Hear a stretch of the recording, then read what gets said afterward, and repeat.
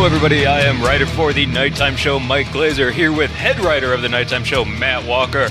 Our guest today, you know him from NSYNC, Dancing with Stars, and that dynamite restaurant, Fat Ones Hot Dogs in Orlando. Ladies and gentlemen, our guest today, Joey Fatone.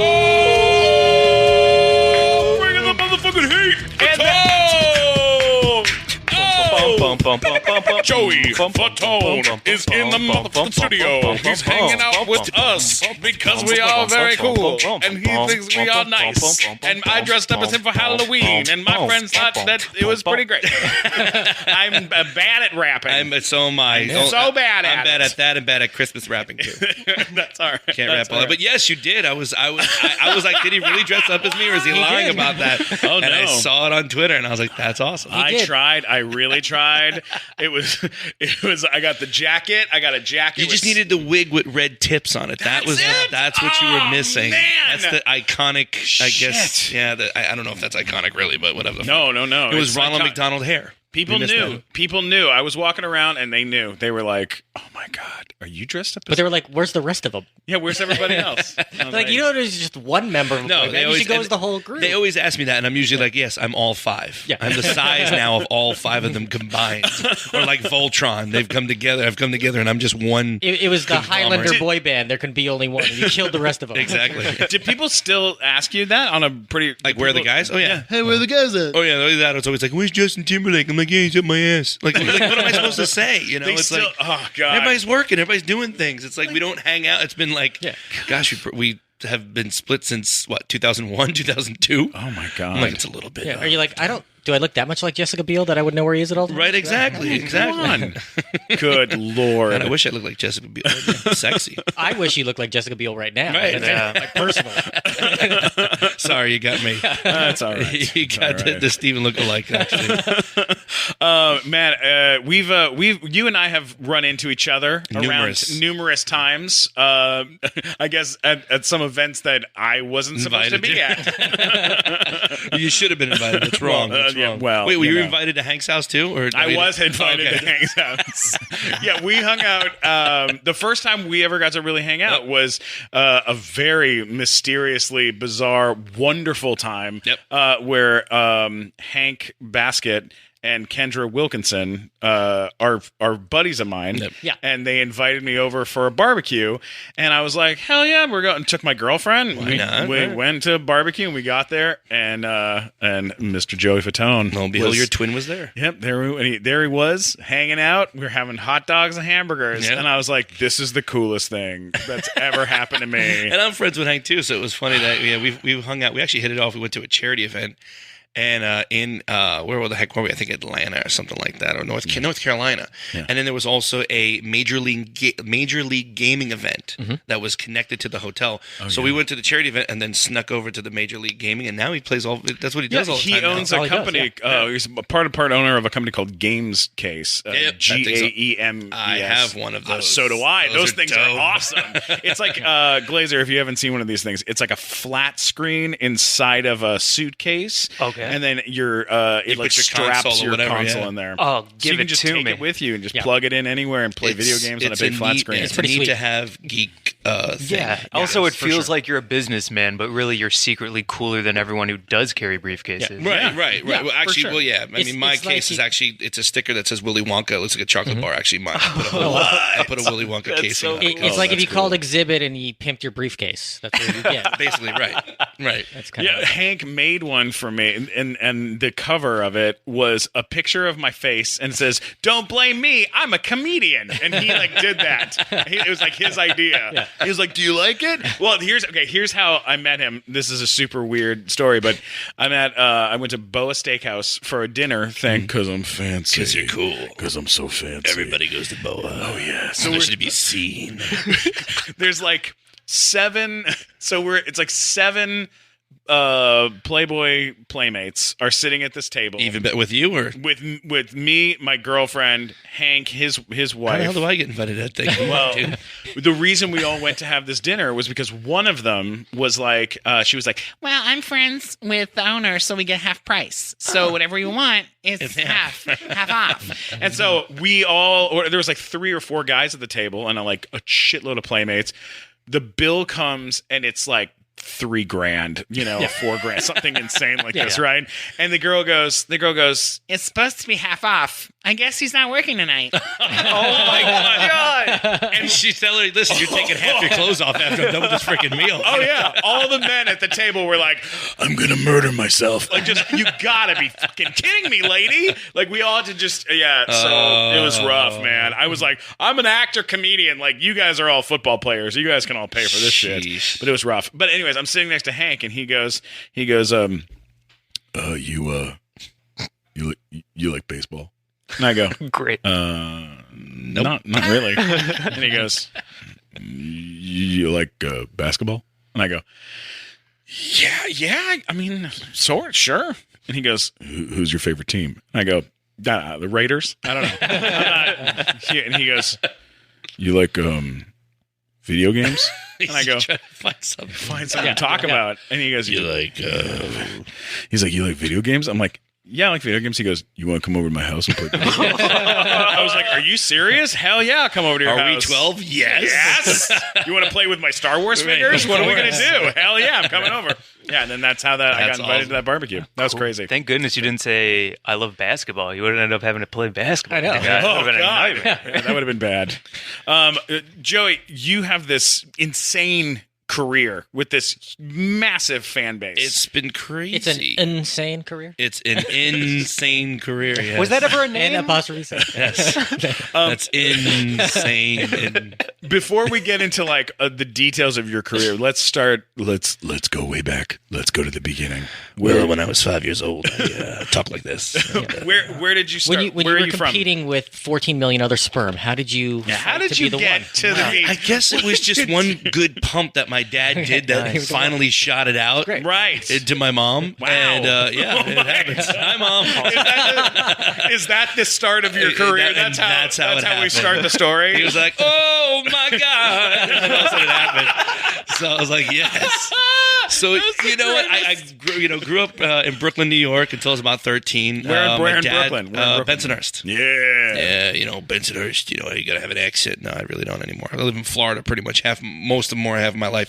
But my dad was always into like musical theater. He loved how to sing. He was in like a 70s, 60s kind of band, if you will, but it wasn't very popular. It just kind of did local things in New York, but always wanted to do stuff. My dad, I went to Catholic school when I was young in New York City, and my dad put on these plays at school. So he would write this kind of like a Christmas play, and we would do that, or he would do certain plays and, raise money for the Catholic school and the church. So then after that, about 13 years old, my mom always wanted to live in Florida. We always went there to go to Disney World and all that stuff. Sure. Finally, we moved when I was 13, went to middle school there, working, did freaking characters at Disney, did the whole Pluto and waving at everybody and shaking hands and smacking babies. And then I worked doing Universal Studios, which was a live show called the Beetlejuice Graveyard Review Show. Oh, I know the show. Where I played the Wolfman. They had it here in LA as well. Wow. And I played the one in Orlando and in Florida. They just tore it down, though, the stage, actually, just about not even a couple months ago. I think they finally tore it down. They're putting up Fast and Furious ride, son of a bitches. But it was fun. It was my first start career as far as like getting into singing, getting into that kind of stuff. Because for me, it's like same thing. I didn't care about sports. That was not, and I'm not technically. I can't catch a freaking ball to save my fucking life. Sure. But I started doing musicals, one-act plays, Shakespearean plays in high school. We had a great magnet program, and that led me to do more stuff. And then, like I said, I was working at Universal. Chris worked at Universal as well. That was in NSYNC. He was working singing High Tones. Yes, Chris Kirkpatrick. Sure. And the crazy thing was, as we kind of got together, he had a guy that wanted to put a band together, and that's kind of how it happened. It was like, hey, you sing, I sing. I got a band that we're putting together. This guy Lou Pearl, he's got some money. You want to do it? I was like, shit, why not? And that's the guy who wound up in prison for all kinds of stuff. Yeah, he passed away too. Yeah, I just people heard are about like, he died. How do you feel? I'm like, well, it's kind of mixed emotions because he helped my career, but yet he's a fucking douche for basically triple dipping. And then after he was making legitimate money for himself, I mean, it's a whole nother story that we could talk about for hours. Yeah. But he started to basically get other people that he knew and, hey, invest in me or invest in the money. They would take their life savings and give him this money, and then they would give like these fake reports of how the stocks were doing. Like Bernie Madoff. 100%. And he was just keeping all the money. People were just calling. They're like, no, you want to keep the money. You want to hang it in there because it's going to even get better. But He legitimately was making money, though, with He had tons of money. Backstreet Yeah. Boys. He was doing all this other stuff. He signed on because he was smart. Again, he was 1/6 member of us and Backstreet at one time. So he was it was being split 6 ways. What? For a while, yeah. Oh my So God. he was doing that. He was like, "I'll be your manager." So he was getting a percentage of management. Oh, and then he was also he has also his lawyers obviously was taking a look at that. So he cut off a little chunk of that and paid himself as well. So Wow. So we got analyzed. That's amazing. Holy shit! When did you guys figure it out? It's like almost like a straight out of Compton. Well, the crazy thing is situation. we were touring in Germany for about 2.5 years, about around that time, and around the time we were about to head into the States and actually break through, because that's when Hanson and Spice Girls and Backstreet were starting to come over to the States, and it was after the whole grunge Nirvana movement. Right, yeah. One of our the representative from Germany from our record company had us over for dinner without Lou. Usually Lou was always around, but Lou wasn't around. He's like, "Listen," he goes, "I'm hearing that you're not really getting paid. I heard that you got literally maybe 10 grand, and you've been working for 2 years. We get little pieces here and there, but somebody that's 18 years old getting a check for 10 or 20 grand, you're like, that's huge money. awesome. Yeah, you're like, I'm I rich. could buy hookers and blow. Yeah. Yeah, right, but sure. Never happened. I bought candy. And but it was weird because he was literally saying, I'm giving you a check for $5 million and you're not getting this stuff. You guys need to do some research and really think. Look into something. Something's not adding up, he said. He goes, I don't know what is. I don't know what your deal is with Lou, but you need to look into it. Who said this? Our man, one of our representatives of BMG in Germany. And this is before you guys broke out to be huge. Well, we were huge in Europe at the time. Okay. That was actually where we were a pretty high career. People were following us. We had fans, and we were selling out not even arenas of these big. I don't even know what the theaters, if you will, but it was just empty and people just packed them in. There was no seats. Okay. So it was one of those open venues kind of thing, if you will. Sounds So fun. it was awesome because we were selling merchandise, we were selling this, but we were so busy that we never really realized and looked into how much we were making, how much we were selling in this, how much we were selling in tickets and all that shit. But lo and behold, we didn't know. And then finally we got wise. We got a lawyer, had them look into it. And obviously contractually he had a good contract with it. So we had to settle out of court. After I think it was a year or so, we had to still pay some money, and then after that, we were done with him. Wow. So you guys got out. The more you know. Bing, bing, bing. That is unreal. Yeah, it's crazy. Man. It was a whole whirlwind of interesting things because somebody you trust, or you think you trust, that has your back is screwing you over. And you're like, dude, we're all here to make money. Let's make the money. If we're gonna make the money, let's make the money together, not be a whore and rip everybody off and take all this money. And you're like, It seems like that's the story you hear about all these. and now he's dead. So what is he gonna do with that money? Nothing. Nothing. Yeah. It's just gone. But it seems like that's kind of the story you hear about all the the boy bands and the girl bands and all that kind of stuff, dating back to Village People in the 70s. That's true. Mariah And it's Carey, they assemble them and they're just take all this, take this, Or take you this. get the managers. You get the managers that are ripping you off. Billy Joel, I'm sure he's got ripped off. I think once or twice, a few times. Obviously, when he made his money, because you don't know, you're getting busy, you're doing this, you're enjoying what you're doing, but then you realize, okay, this is a business, this is a brand. Regardless of yes, I want to make music and I want to create. I love when people do that too. They're like, oh, I'm creative and I want to make peace to the world and make that one hit song. Bullshit. You want to make money. Don't lie. It's a mixture. It is a mixture. You love the music. You love what you do. Just like, what we love to do. We love to act. We love to perform. But we want to get a little bit of compensation for it because we want to live. Of course. By the way, Stephen, you stole me $15 from the last nighttime show. Son of a bitch. Get that paid. Get paid. I just remembered. In front of Joey I'm just I just remembered. All right, I'll give it back to you. I can give you $15. He's still waiting on the Storks money. Is that what you're waiting for right now? Really waiting for that. That's the level of money that comedy gets you at right there. The $15 level. That's what comedy gets you. Right. No, understood. What was the other guys in the band? How did they? Were you guys? We were nervous. We were. Did you young have a band still. meeting? Well, we were all nervous. Yeah, we were nervous because it's one of those. If you really think about it, in the whole scheme of things, we had it ranged the age when we first started. Though Justin was 14. Jesus me and Christ. JC were. Lance was actually 16. So it was 14, 16. Me and JC were 17, turning 18, and Chris was 24.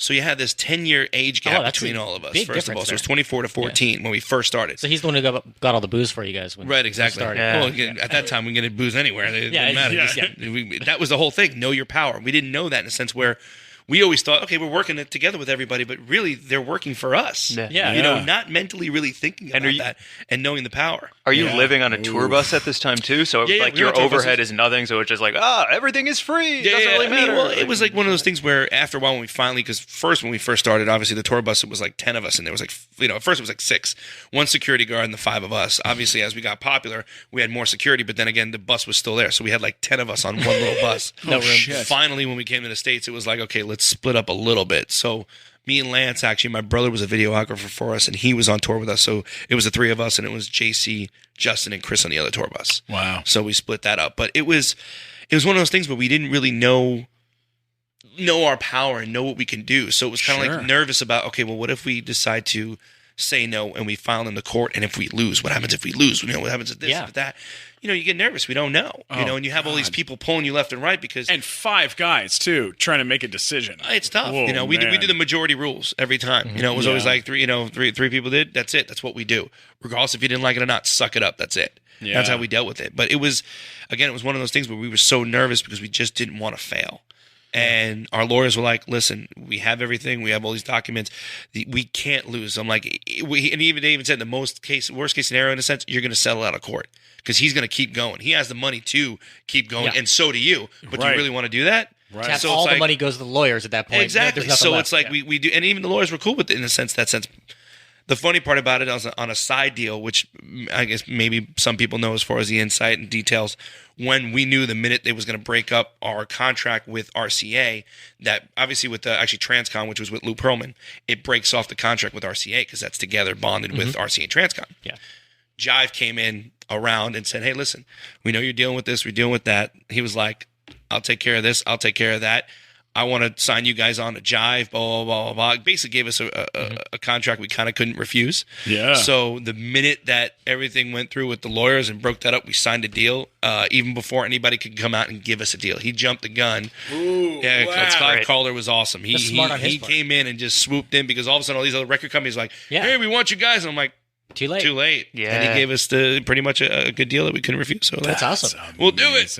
That's incredible. Yeah, it's one of those interesting Cinderella stories. We were mopping and cleaning and didn't get enough money. And then the fairy godmother came and blessed us. Hey, man, this is a lot of fun. Are you having a good time there, Matt I'm Walker? having a great time. Man, oh man, do I love recording episodes of the Nighttime Show podcast. But you know what I love doing even more than that? What do you love more than that? Popping open a bottle of Fireball whiskey, which I happen to have with me right here. That is a bottle of Fireball. It is. It's a big bottle. It says Fireball whiskey, and it is yummy, yums, cinnamon flavor.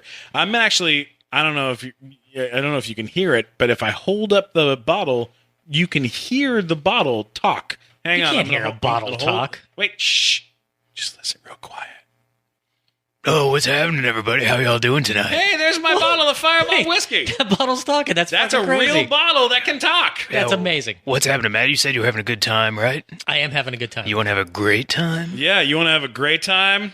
You got to pop that. We're going to pop this bottle up, and I'm going to put you in my mouth. Yeah. You ready for that? Oh, I've been ready my whole bottle up. Oh, I want you so deep down my throat. Here we go. I'm going to take it. I'm going to take it all. Give it to Here me, we go. baby. I'm opening it. Oh, can you smell that? Well, you swallowed that whole bottle of Fireball. That's amazing. Well, it was a lot of Fireball, and it's down in my belly. Are you down there? Steven, this is a blast, man. Thanks for swallowing me. Hey, how's it going in my stomach? How is it down there? Oh, it's really great. Hey, did you go to In-N-Out? I did. Oh, man, lucky me. Yeah, you bet. Enjoy some of that, buddy. Those are for y'all. This is great, man. Let's get y'all. loose. Let's get loose. Let's have a good time. I'm going to shake my belly around. Wait, whoa.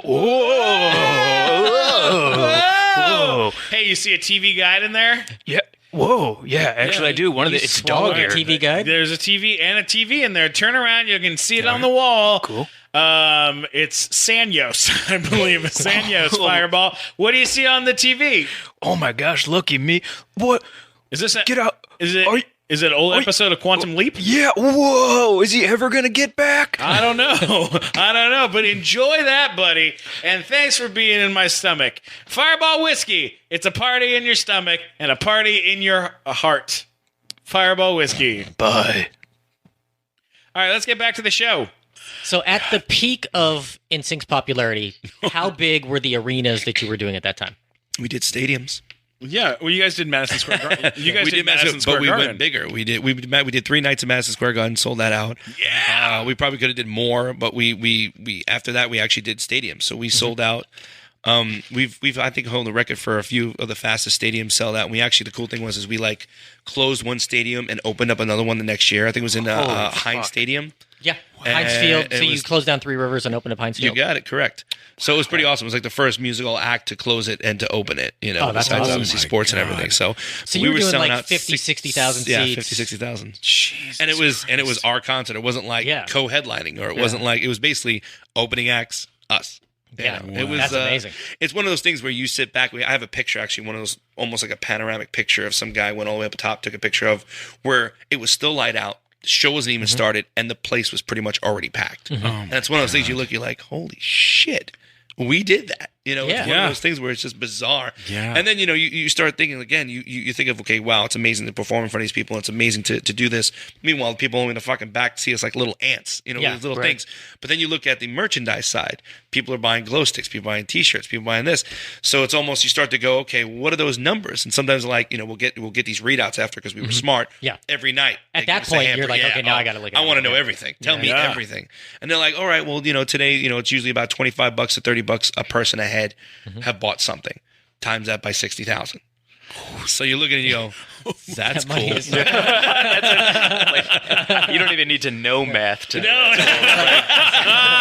Why even bother? Oh my God. Yeah, it was one of those things where it was just it was just insane. And you know, you do silly things just like anybody does. I bought a big ass house. I had it for 10 years. I loved it, but I was like, after a while, I'm like, I never went upstairs. My daughter was the only one that lived upstairs. What? She had like the Really? whole floor was like two or three bedrooms. It's ridiculous. She had like 2 game rooms, all this other stuff, and I'm looking at it going, what the hell am I doing with this stuff? Like, I love it. It's nice, but I'm never home. I'm always working.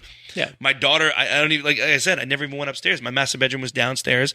Yeah. And I was like, why am I spending all this fucking money when I can go on great vacations and just get a smaller house? Yeah. So as you get older, you finally realize that. So people that are out there aspiring to do stuff like, you know, acting and singing and dancing, save your money. Yeah. Go on good vacations. For sure. Where do you live now? What part? Where? Orlando, Florida. Yeah. I moved back. I was here in California for about 3 years. Lived in Calabasas. My agent was like, hey, come on out because that's where you get all the work and everybody's here. And blah, blah, blah, blah. I worked everywhere else but LA. Meetings were here, which I could fly in and do that. Yeah. And then I finally moved back to Florida. I'm like, why do I need to spend, you know, money when I can get a bigger house in Florida and there's no state tax in Florida. Now, your dad was a big fan of music and of this kind of Yep, he performing was in and a, stuff. yeah, he was in a group called the Orions back in the day, which he never made it anywhere. Did he get screwed by his manager too? Is that like a I family don't think they legacy? even had a manager. I don't think they even had a manager. They were the manager.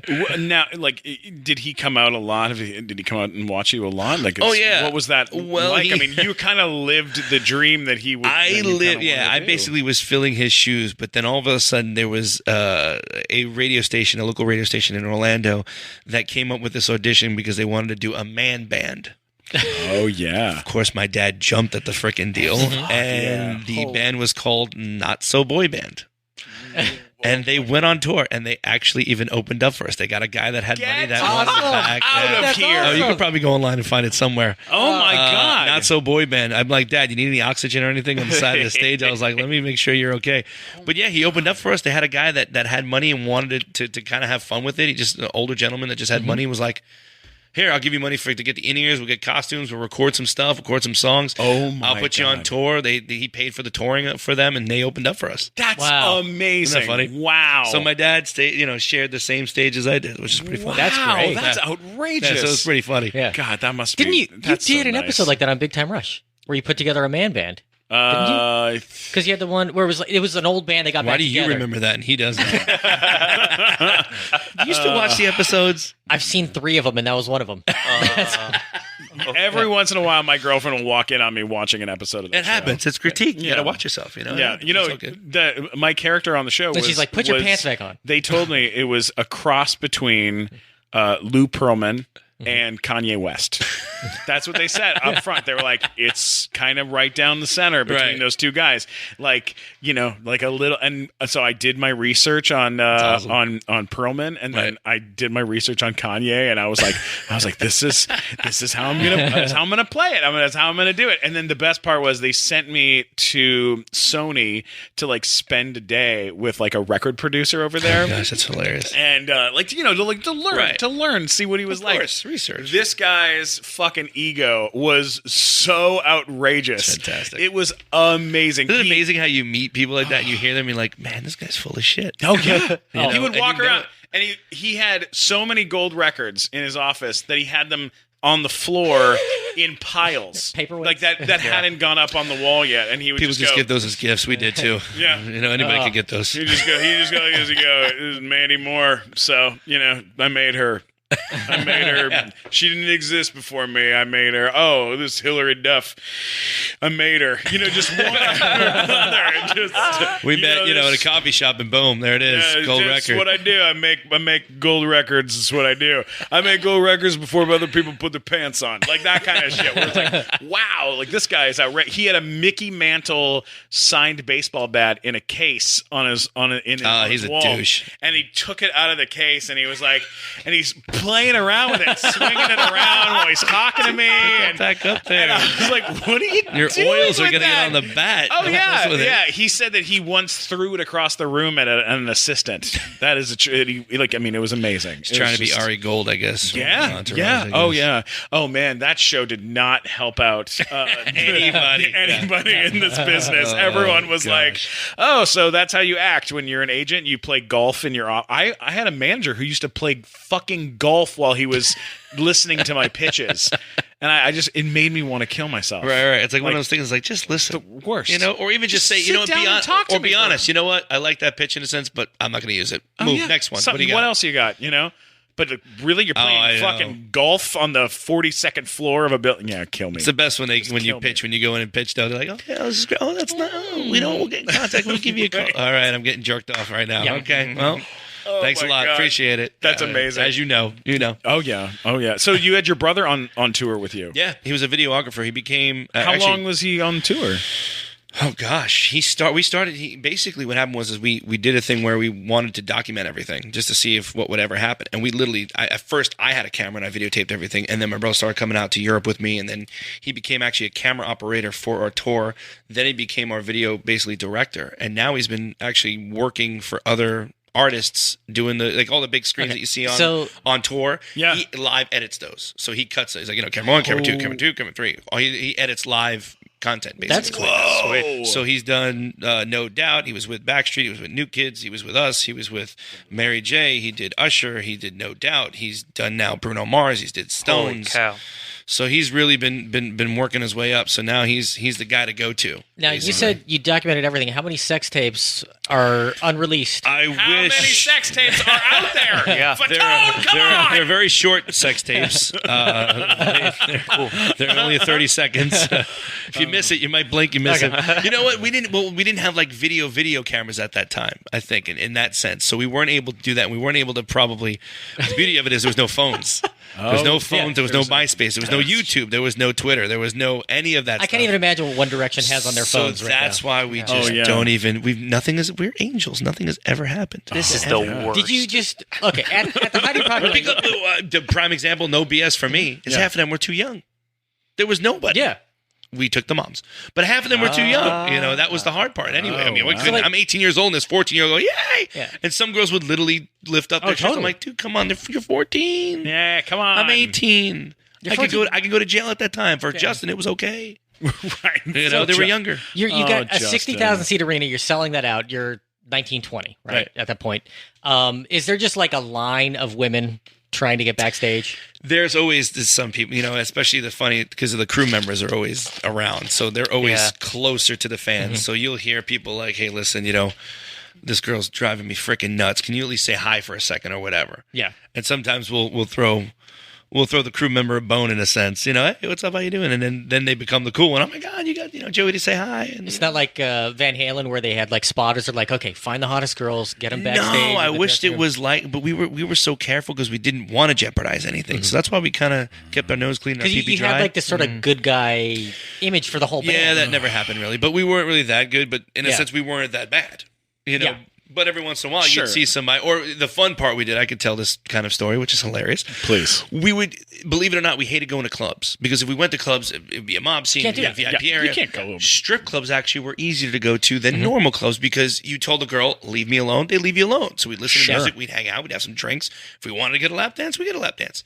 Some girls would come up and be like, hey, I'll give you a lap dance if you sign something for free. We're like, of course. Yeah. So we'd sign something for them, their ass or whatever, and then they'd dance for us. Boom. But then some of them would say, hey, I'd love to get tickets for the show. We're like, okay, well, you know what? We'll get you tickets to the show. Stand in the front row. We'll get you front row tickets.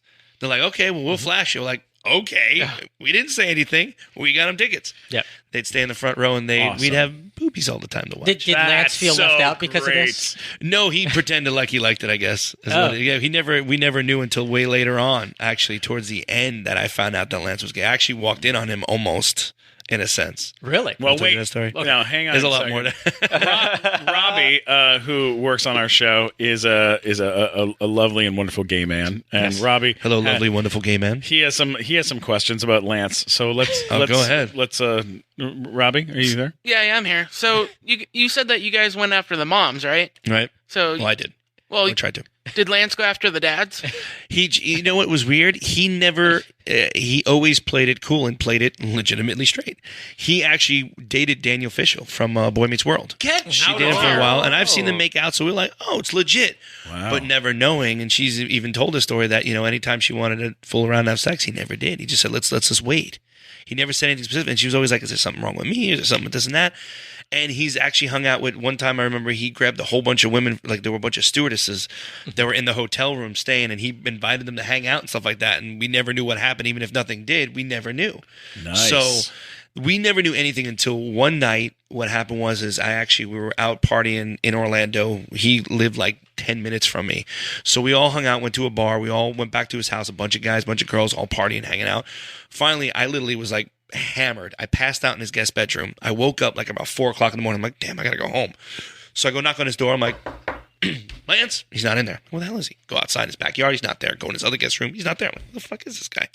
I open up his office door, and it's a big office chair where he's sitting there, and a guy is sitting on top of him, straddling him. And I knew the guy too, a friend of ours.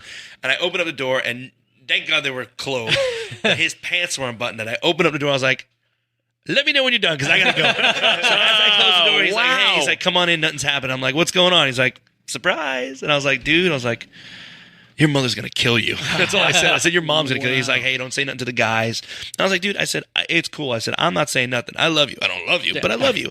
I said, I'm not gonna say shit, and I don't care what you are. I don't care what you do. That's your prerogative. That's your shit. So it was like that, and I didn't say anything. So I waited he waited, obviously, until he wanted to tell the rest of the guys. And I was like, oh, I didn't know. So When was So you this had to in act the in the height of our career, like towards right around, I'd say around 2000, 2001, right before we kind of split. So when did it I found become public knowledge?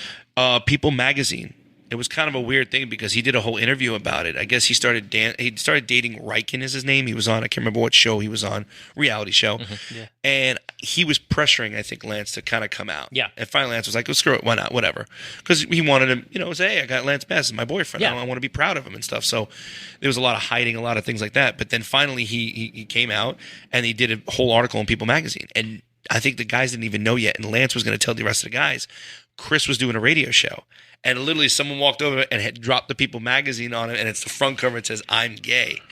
And he was like, wow. So they literally were like, so what's this, So what do you Chris? think about that? Yeah. So Chris had no idea in a sense. I mean, we all kind of knew or had an idea, but nothing was ever specifically talked about. Whoa. So he was like, I gotta get back to you on that. And Chris was like, what the hell, dude? You didn't tell me. And all of a sudden I get this. He's, Lance was going to tell him and everything else. And that's kind of how did the other guys deal with it? It's just like everybody else did. It's like, dude, whatever, dude. We love you. We don't care. It's not a big deal. We don't. Yeah. No, I think, and you're an idiot for not saying anything because we could have capitalized on that shit. You know how many gays listen to freaking NSYNC? Yeah, it totally It's was shit. a huge market. We could have had we could have went to clubs and had freaking gay parties and shit. I would have done that. Like, yeah, I want you. Would have been fun. That's amazing. Robbie, any other questions you have? Yeah. Do you think like the hookers that he signed their ass kind of feel cheated? 100%. You know how many girls though do come up? They're like, "Oh my god, Lance was my favorite," and then I found out, and I was like, "Oh no, well." It's literally how it happened, and it's interesting to see because you don't know back then how people were going to take certain things. Back then, it was kind of a little bit of we don't talk about that. You know, meanwhile, it's like we know he's gay, but we don't talk about that.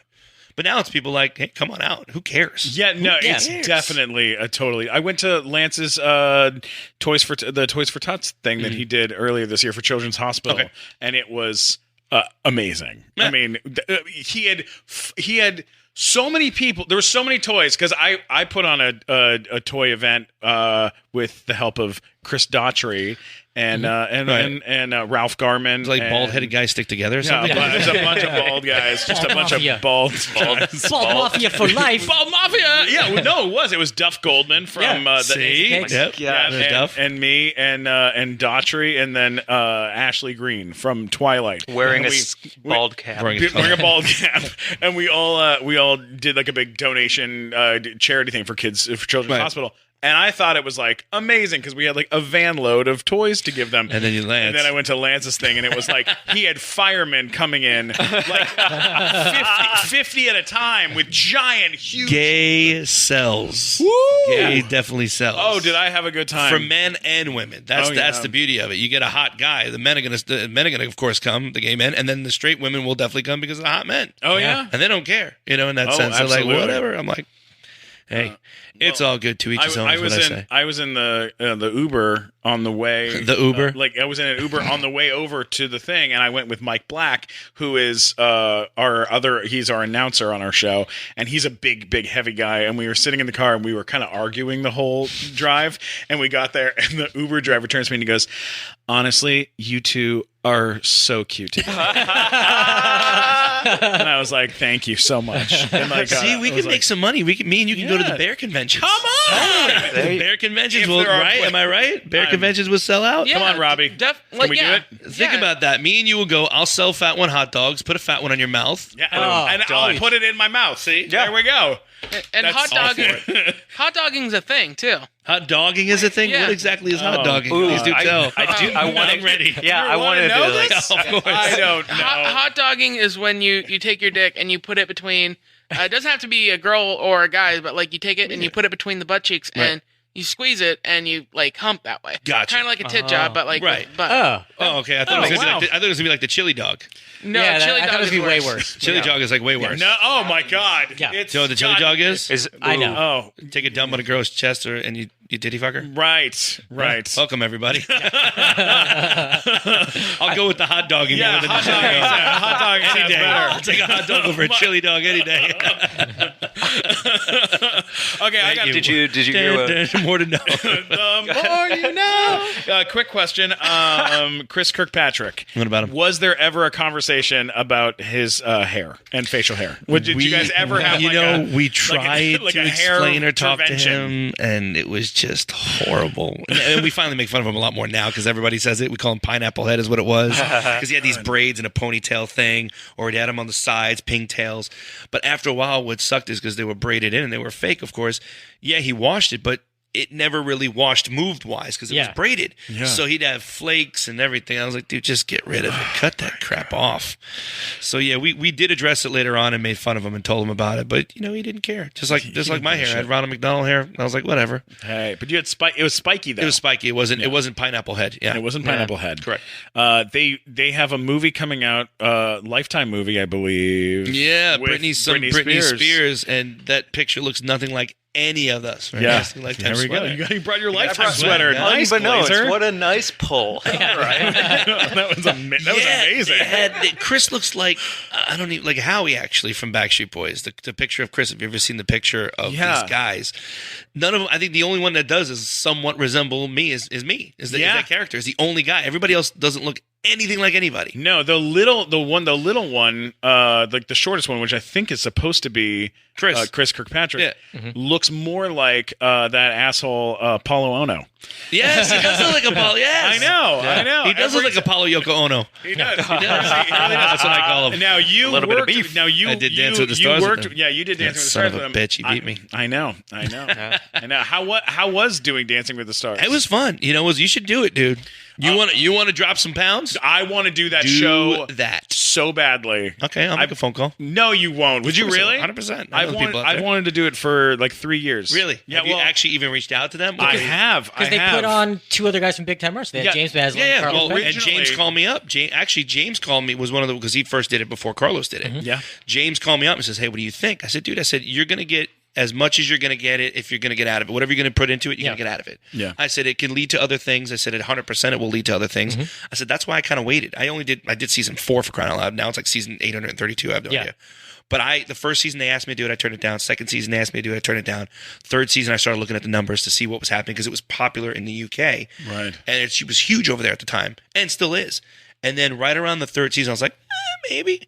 About, what was it? I think about like 10 million viewers were watching it at that point in time. And then when I did the fourth season, it was like, I can't remember, some ridiculous, like 23 million viewers or some ridiculous people watched that, was watching those episodes. So you waited, So it did was your homework at Dancing with the Stars, or you jumped right in on Circus of the Stars? You got it. You're like, first fucking season, I'm in. Ringmaster, let's do this thing. Hey, got that check and ran. But Dancing with the Stars was great, though. It was just one of those things that takes you out of your element. 100% does. Yeah. Takes you out of the element. You want to crap your pants at the very first show.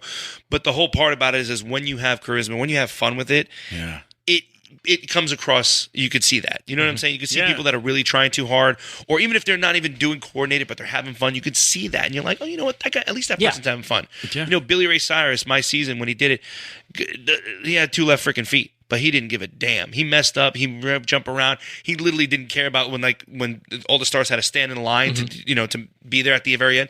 His ass was up shaking hands with everybody. He went.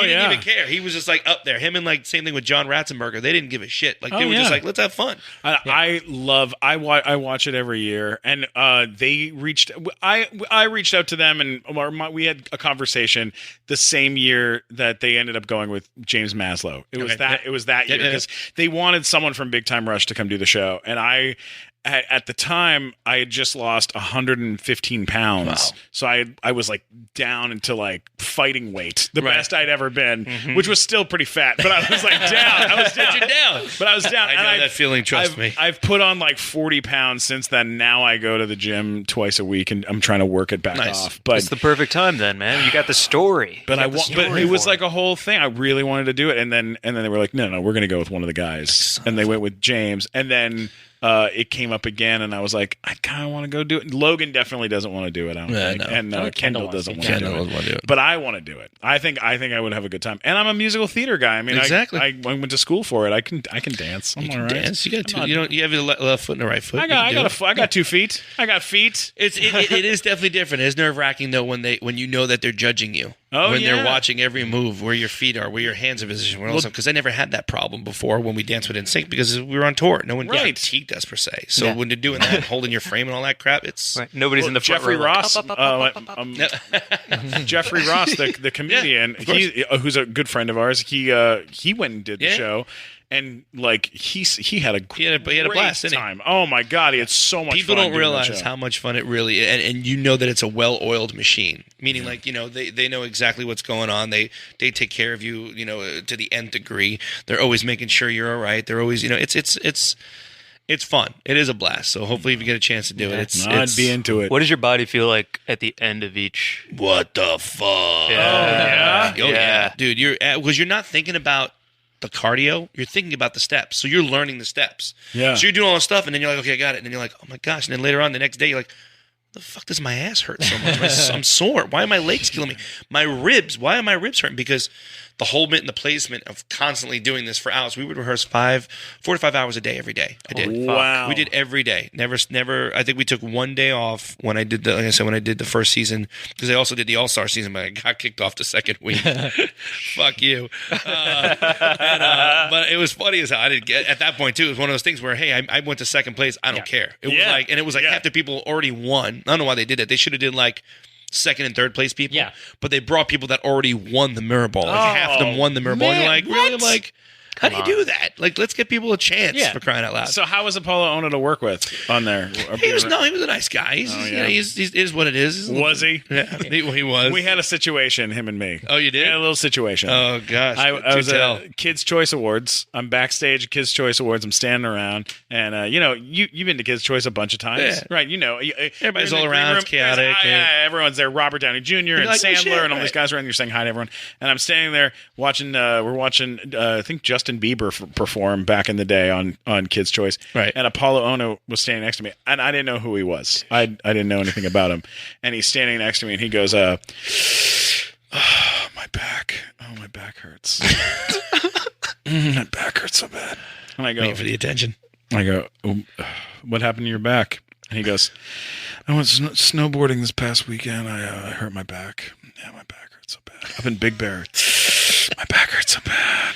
And I go, Big Bear doesn't have a lot of big mountains in Big Bear today. I don't know. I don't think so. And I go, oh, all right. And he goes, you ever go snowboarding? And I go, no, I'm a grown up. I don't do stuff like that. And he goes, a lot of grown-ups go snowboarding. And I go, whatever you got to tell yourself. And he goes, did you watch the Olympics? Oh my God, what a douche. And I go, no. And he goes, why not? And I go, because I don't give a shit about the Olympics. I just don't care. I've never cared about them. I'm a Canadian. Right. We don't win anything. Except for curling. Curling. Terrific. Right. And I can't, as a human being, get psyched up on like the javelin for like a day. Like in like 8 years, I'd be like, oh, It's javelin. coming. It's coming out. It's coming. I better get my javelin out of the closet while I'm watching TV. Woo! Swimming. I Look can't at that wait. stroke. I gotta watch the swimming today, or like the long jump. Give me a fucking break. I can't care about it. Right. It's not in me to care about it. I'm not a sports person. I just don't give a shit. And he goes, I won like 8 gold medals for America. And I go, you did? And he goes, yeah, I'm Apollo Ono. And I go, oh my God, I thought he was black. And he goes, that's Apollo Creed from Rocky. And I go, I don't know what you're talking about. And he goes, what an asshole. Walks away from me, walks over to Jonah Hill. Right. And he goes, can you believe that guy? He doesn't even know who I am. And Jonah Hill goes, I don't know who the fuck you are either. Did you really? Oh my That's gosh. legit. Wow. That's legitimately super uncomfortable. And I've seen him a few times since, and he knows that I've told this story. That's fantastic. And we don't. I'll tell him, Apollo Yoko Ono, you're a douche. Yeah. Damn it, Apollo. Well, there he goes. I guess That's he's not crazy. I mean, it's funny. It was interesting though when you meet other people that are celebrities or other people that are, and you don't know what you're gonna get when you meet them. Mm-hmm. And I've had one time where, oh, God rest his soul, you jerky bastard, Prince. One somebody I looked up to, I loved. I worshipped the ground he walked on. We were at MTV Awards, and we just won a crap load of awards. It's the height of our career, and it was a club called Twist that we had this party. It was an after party. It was NSYNC and Nelly after party. Yeah. So obviously the height of our career, anybody and everybody is at this freaking party. And instead of wristbands, you give out Band-Aids? it's exactly. Yeah, the little Band-Aids. And we had gambling too. You won prizes and shit. Oh, nice. my God. So we did this whole big, huge party, and it was like, Busta Rhymes, Timberland, Prince, all these different people were freaking there. I was like, this is awesome. So there's a VIP area, which is on the second floor looking down on the dance floor. Here walks up Prince. Oh, shit, Prince is here. This is back in the day when they had the wind-up cameras. Mm-hmm. So I had the little Kodak. The little disposable. Yeah. One of those. So I'm holding it, and I'm like, oh, God, he's talking to somebody. I'm going to wait. I'm going to ask for a picture. I've been taking pictures with everybody. Okay, I'm going to wait. He's talking to somebody. Finally, the guy walks away. He's standing there looking over at the balcony. I'm like, all right, now's my time. So I was like, hey, man, I'm Joey, blah, blah, blah. I just want to say, he's like, oh, yeah, New York, congratulations. I'm like, yeah, cool. I'm like, do you mind if I get a picture with you? He goes, nah, I'd rather not. And turns to go to talk to somebody else when there's nobody even there. Oh. So he turns to me like, huh, and he just stands there. And I'm like, this motherfucker. Holy shit. I was like, crushed. Oh, like, literally my was like, nah, I'd rather not. And turned around. I was like, what a fucking asshole. It's like your Shatner. He's like my Shatner. Yeah. We've told that story a couple times. But when gave you a I call. met Shatner, I asked him for a picture, and he said, I said, it's really an honor to meet you. Can I get a picture with you? And he said, no, meeting me's enough. wow. And he said it in front of like a bunch of people. And like, what do you say after that, too? You're just kind of like, I just stood fucking there 12 now. and totally, Yeah. and we were shooting on the Star Trek stage at Paramount. And it was just, I was like, that's how I brought it up to him. I was like, But that's a better Shatner story than if you take a picture of Shatner. Who cares? You tell that story. Yeah, Now or you- the that's Prince what you story, want the from Prince Shatner. story, Yeah. too. The one time I did where I was like, I don't give a shit if this person says no. Yes, it was Robert De Niro. And we were at the White House, actually. It was a party. It was Save the Music, and it was under this tented area in front of the White House. And it was Gwyneth Paltrow, Lenny Kravitz, Kevin Spacey. Everybody was all hanging out and having a great time. And I'm like, hey, Robert, really nice to meet you. But I'm just going to take this picture real quick. And I didn't give a damn. And he was like talk to, like, maybe like, no. Like, shit. So I was like, I don't care, dude. I'm taking this freaking picture. Oh my God! Now how awesome. many times have you been to the White House? Have you been? I've only twice, I think now. Well, the who one was- time was actually pretty badass. It was we did two. We took a tour one time, but then the one time we did Save the Music, probably one of the most surreal moments of my life. Bill Clinton obviously was president.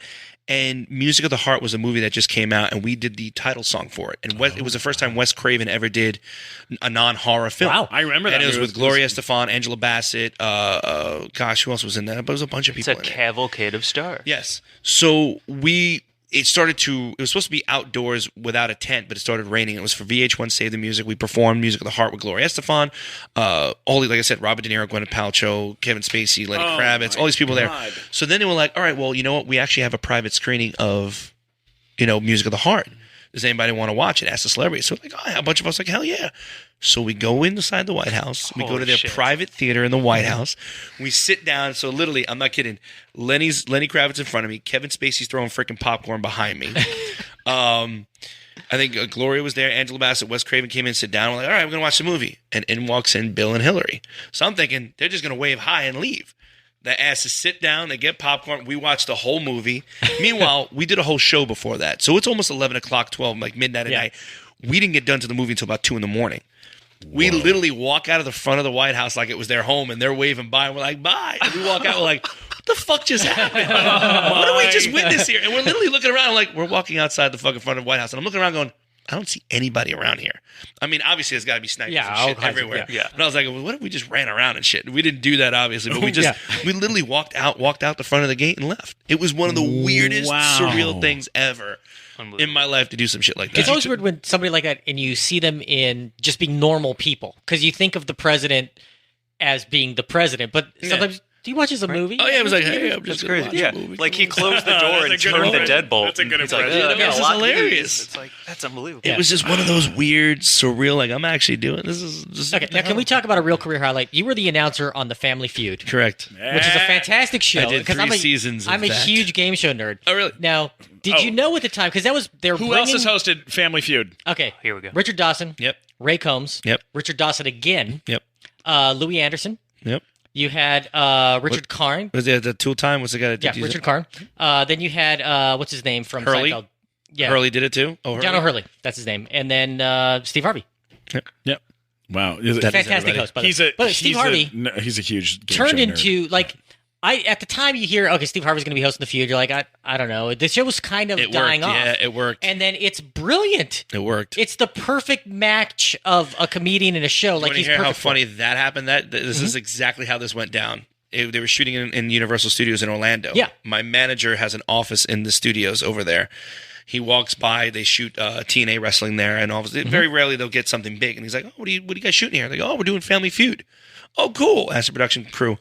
Got a host? They're like, "Yeah, Steve Harvey." Got an announcer? Oh, no, we haven't. I don't think they have an announcer. Do we have an announcer? No, we don't have an announcer. Why don't you get Joey Fatone? You think he'll come to LA from LA to fly to Orlando to do this? No, he lives in Orlando. You think he'll do it? Yeah. That's how it happened. That's great. Wow. That's exactly how I got the job. Because see, that's a great job to have to, because as an announcer, like you look at shows like say The Price is Right or Let's Make a Deal, the announcer's got to do a lot of work. Like they're doing all kinds of shit. Family Feud, you're like, hey, welcome to the Feud. Done. I was in a studio booth for about 30 minutes. No. Unbelievable. way. Harvey, thank you for the check. That's great. They did want it to, however, but he was so good, and the game takes place so fast that there was not a lot of banter. But I actually, the second, I don't know if it was the second season or the first season, they had me come up there, and I was actually on stage as the announcer, and they were going to shoot me a few times and then edit it in as if I was there the whole time. And they were going to do it, but they, for some reason, because the time, it's like, here's your team, let's do it. They don't even that game moves fast. They don't even do the freeze family thing anymore. I missed that. I missed that. They used to do the fake family portrait, and then they they're doing the mannequin challenge, and then they come out. Yeah, but they don't have that anymore, and he goes right into it, so they didn't have any time. So like, oh, we'll just do this, and they were like, all right, and then I just collect the check every.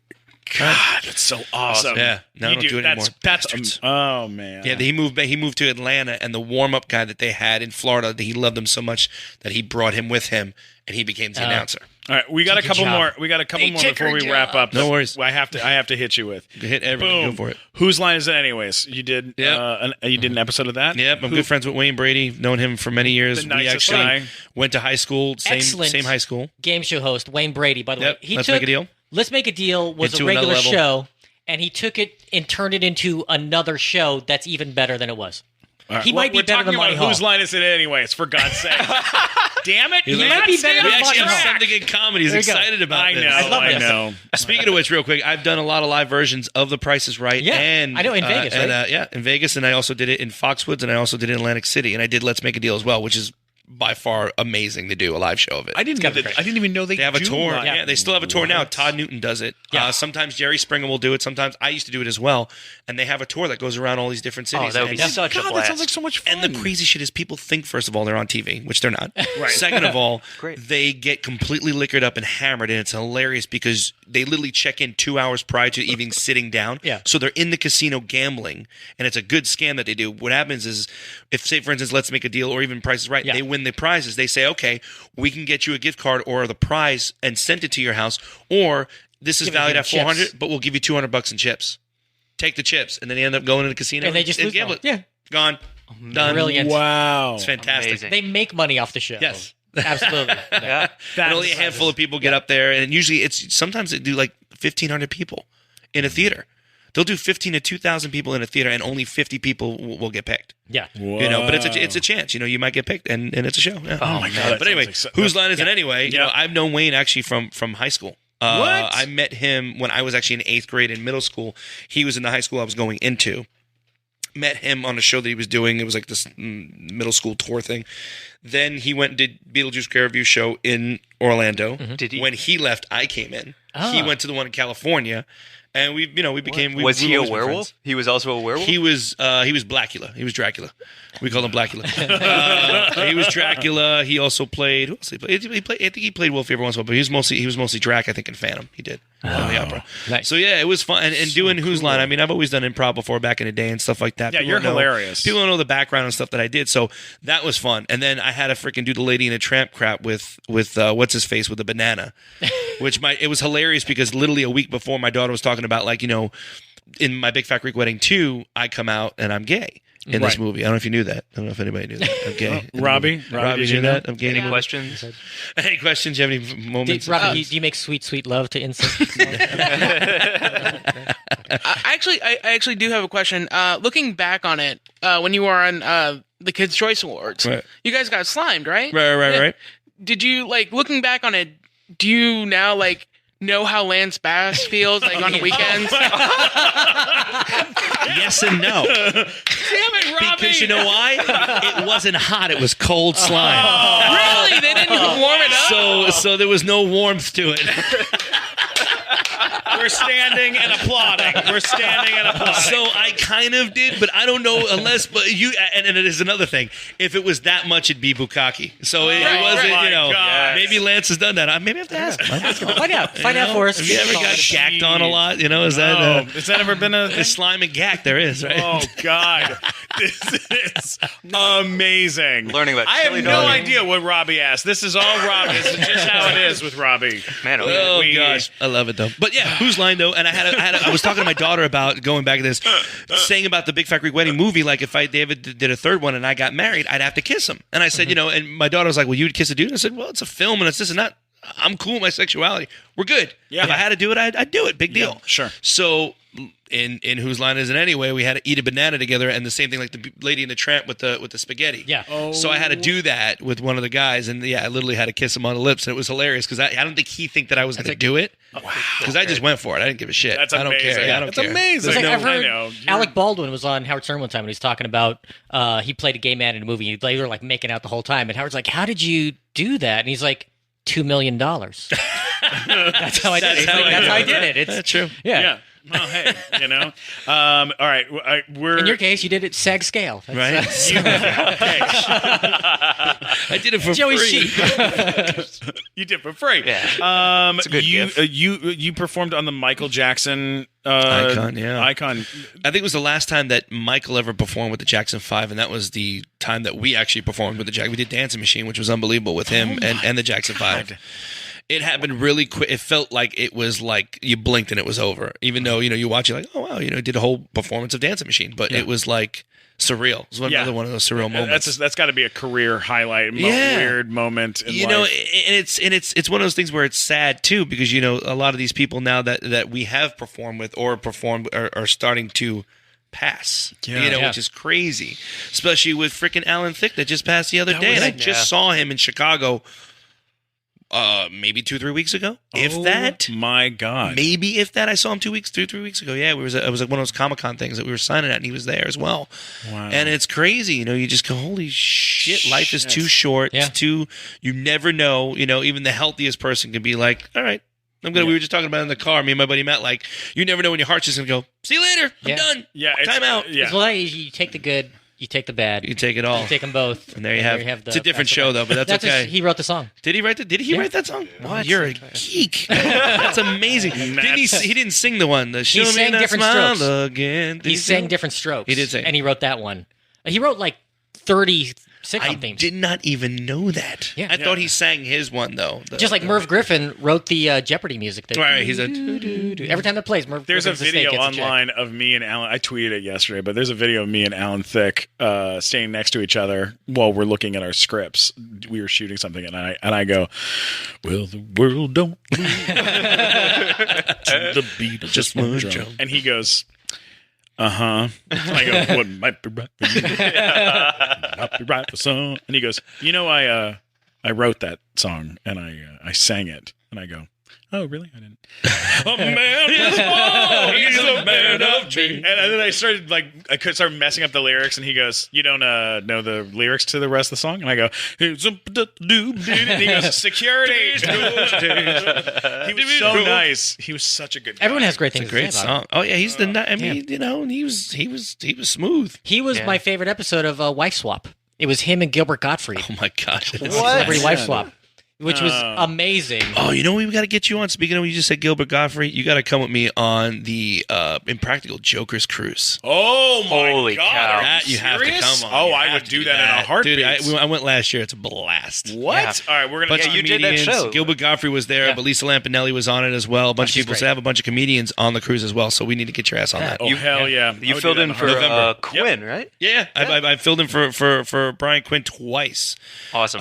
One time, just as a joke, just to throw in there, I just literally I went to go see it with my daughter to watch them live, like on the show. They were in the Carnegie Deli in New York City, and he goes, "You want to go on the floor and do it?" I was like, "What?" He goes, "Yeah, we'll get you an outfit and just go in, put an earpiece in. You go in for me.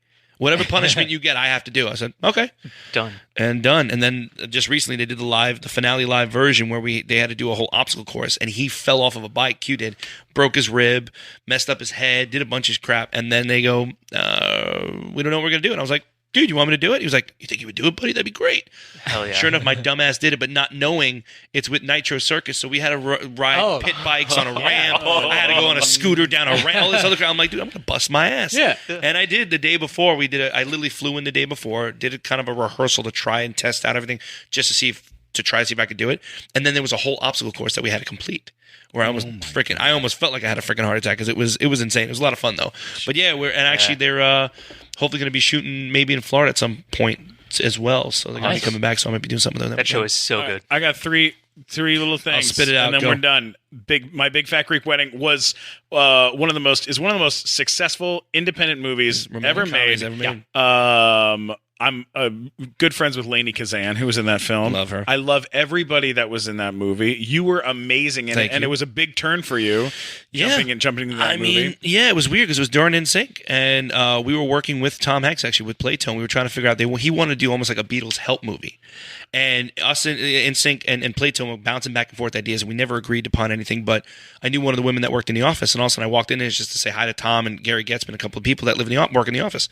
And he's like, hey, we're doing an audition for this movie. It's an independent film. It might be something that you may want to do, and it's a small role. She's like, why don't you read for it? So I literally walked in, read the sides, went into the audition, did the audition, left, and then they called me back and said, hey, we want you to do the part. And I was like, okay.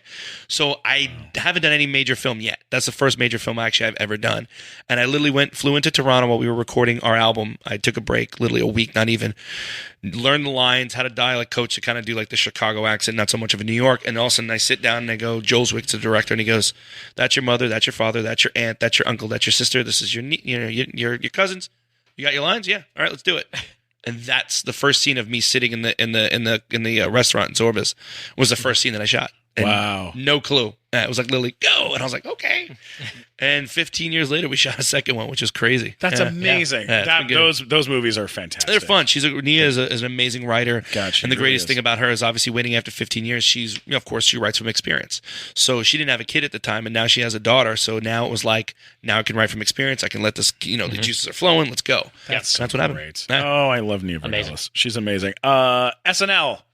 You got to do SNL. Who was the host when you guys did it? Oh gosh, what the hell was his name? From Dawson's Creek. James Vanderbeek? Nope, the other one. Pat. The other dude. Gary Sinise. No. His friend, James Vanderbeek's friend in the show. It started with a P on the show. I can't freaking remember now. I'm drawing a damn blank. Somebody. Anyway, we did it. Yes, and we did that. Played Pacey. Oh, which was amazing. We actually did 3 different skits. 2 made it and 1 did not. Where we did. Is it Joshua Jackson? Joshua Jackson. Yes, it is. Yes. Yeah. Yes. I think Whoa! it's Joshua Jackson, Took one from Matt Walker even. Right. Good wow. job. Good job, pal. Good job. I have zero Dawson's Creek knowledge. I'm sorry. Pretty big fan over here. But it was awesome because we did three different skits. We thought we were just going to be going up there and singing. So we did 3 skits where 2 made it to actual live and 1 did not. And it was actually pretty funny because me and Lance were locked in a closet.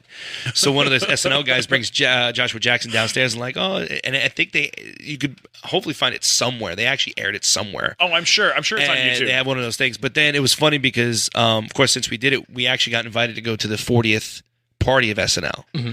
I talk about a freaking party. Holy shit. That was one of the most amazing things I've ever been to. And one of the things that you would like, it's just like, it was freaking surreal. And I had a shirt that said, my brother made it, said, I hosted Saturday Night Live, but in big letters, but in a little letter it said, I did not. I did not. Yeah. Right. And Lorne Michaels was there. The crazy thing is I went to go say hi to Steven Spielberg because I met him a bunch of times, so I just want to say what's up, not paying attention to whoever was around.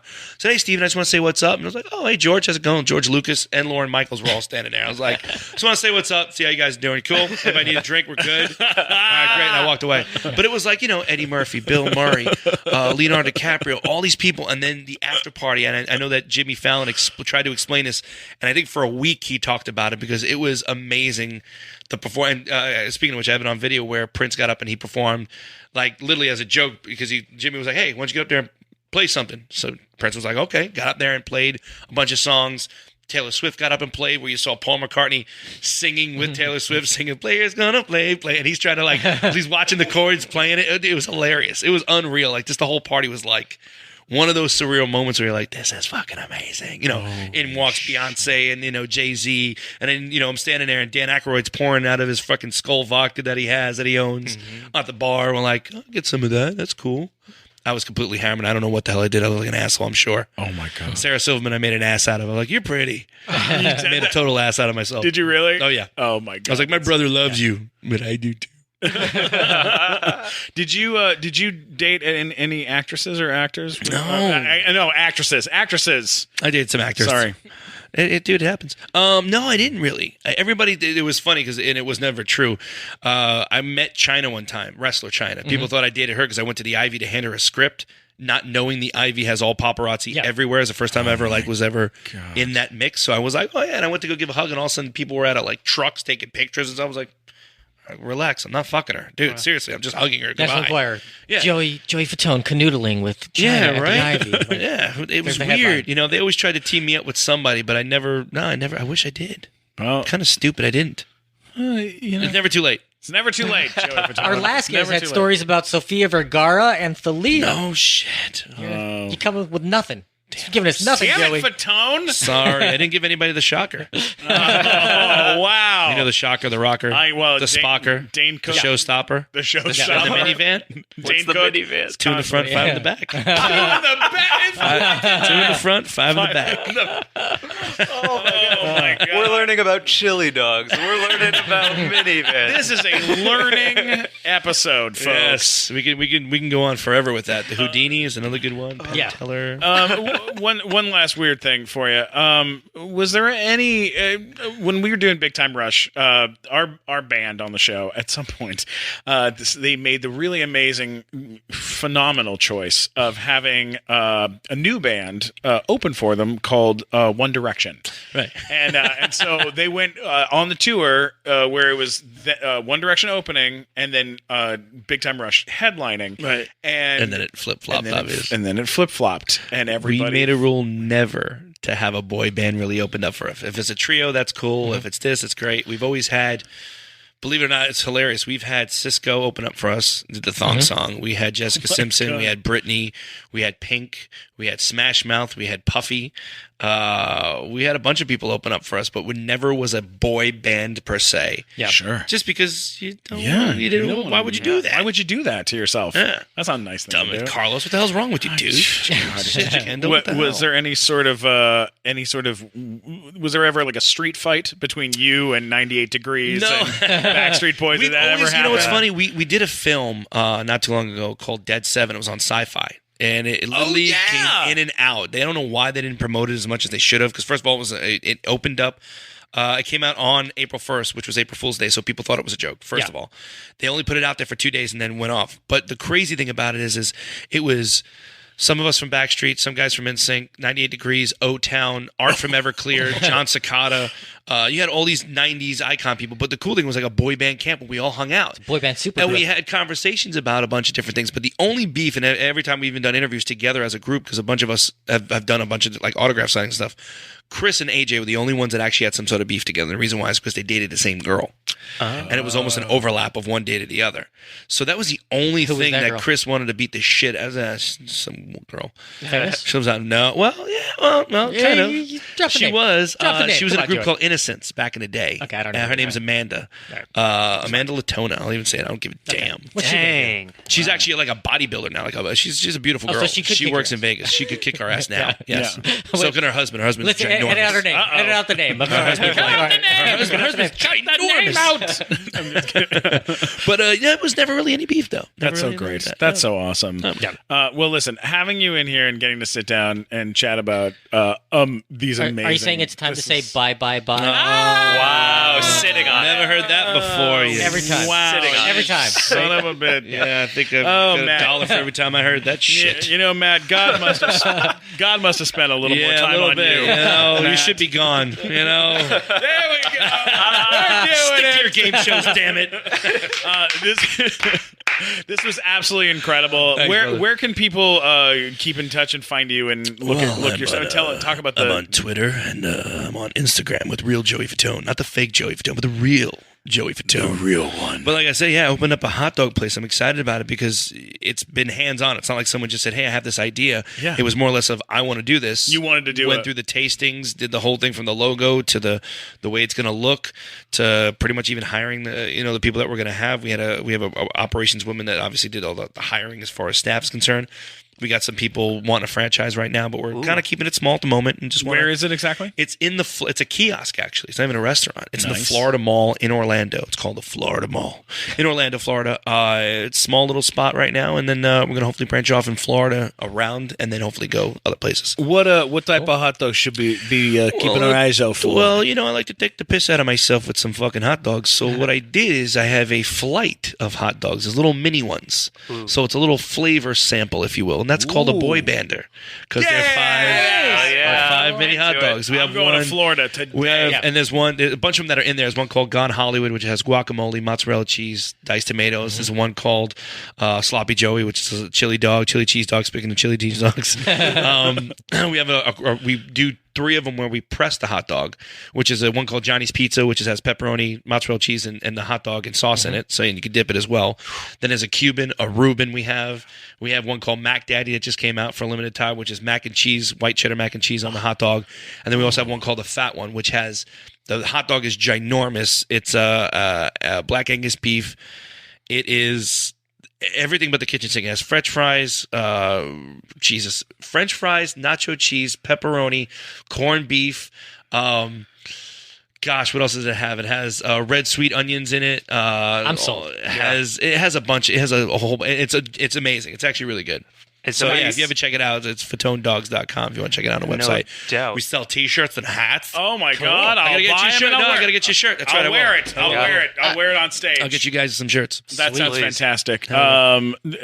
Amazing. You're incredible. Anytime, brother. You know that. This was so damn cool. So much fun. Matt, where can people find you on the internet? Go to funnymatt.com. I got everything on there. Or if you were annoyed by me, let me know at mattwalkersucks.com. Which people do, because that's a real site. It's pretty It's a real smart. website. You have the good and the bad. I like that. Yep. You got a little bit of both. I'm gonna go to joeyfatonesucks.com too. There you go. That's the way to do it. What about you, Glazer? Well, as somebody who's getting known as being high all the time and saying dumb things to the camera, you can find me on all the BuzzFeed videos and High Times, TBS Digital in 2017, and follow me on Twitter at GlazerBooHooHoo. And that hot dog place sounds dynamite as a You starter, guys are in man. Florida. Oh You my let me know. gosh. I will hook you up. I will put a fat one in your mouth. Amazing. You know who I'm talking about. All right, Robbie. Robbie, what about you? Robbie, you bastard. Well, actually, I have one last question. Go for it. Go for it, Robbie.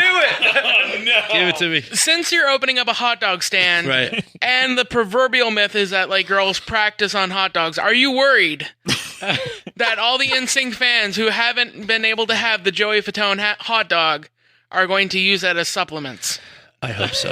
I hope so, too. I hope for business. Especially because, if I start getting it, because we're in the process of making our actual own hot dog, like Fat One's hot dogs, so you can get them in grocery stores. So not only it'll be frozen as well, so they'll have a nice little treat to use, if anything. I think Robbie's questions That's are getting good to the health know. department to go make an inspection. We're in a lot of trouble, Robbie. Robbie, where can people find you on the internet? You can find me at Robbie Carlisle.